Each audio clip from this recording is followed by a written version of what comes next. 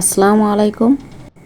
আজ আপনাদের সাথে শেয়ার করব পাঁচমিশালি শাকের একটি ভর্তা রেসিপি, যা অসাধারণ খেতে। তাহলে চলুন।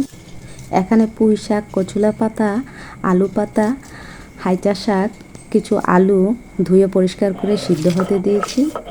আর এখানে মরিচ ভাজা আর কাঁচা পেঁয়াজ একসঙ্গে ভালোভাবে, কিছু রসুন একসঙ্গে বেটে নিচ্ছি। আর ওদিকে কিছু অংশ স্কিপ করেছি, ভিডিওটা যাতে লং না হয়। এই তো শাকগুলো নিয়ে এসেছি, পরিমাণ মতো হালকা লবণ দিয়ে চুলাতে বসিয়ে দিয়েছিলাম। সিদ্ধ হওয়ার সাথে সাথে একটু ভাজা হয়ে গেছে। আর যে সাদা সাদা অংশগুলো আপনারা দেখতে পাচ্ছেন, তা হলো হালকা এখানে একটা আলু অ্যাড করেছি, গোলালু। এতে এর স্বাদটা দ্বিগুণ বেড়ে যায়।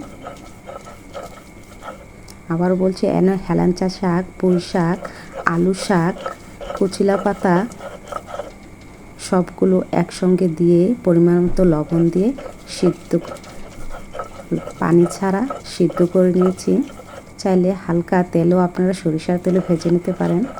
এরপরও লবণটা আমার একটু দিতে হবে, সেই পরিমাণে আবার একটু লবণ দিয়ে নিলাম। এই ভর্তাটা এতটাই যে মজার হয় যে অন্যান্য খাবার কথা ভুলে যাবেন যদি এমন একটা ভর্তা আপনার খাবার টেবিলও থাকে। মাছ মাংস তো দূর, আপনি শুধু এটাতেই খেতে আপনার ভালো লাগবে, বারবার খেতে মনও চাইবে। একবার হলো ট্রাই করবেন। তেল ছাড়া এই ভর্তাটা খেতে খুবই অসাধারণ। আর আপনাদের কাছে কেমন লেগেছে মতামত করে জানাবেন। আপনাদের মতামতের অপেক্ষায় আমি থাকিব। রেসিপিটি ভালো লেগে থাকে লাইক, কমেন্ট ও শেয়ার করতে ভুলবেন না।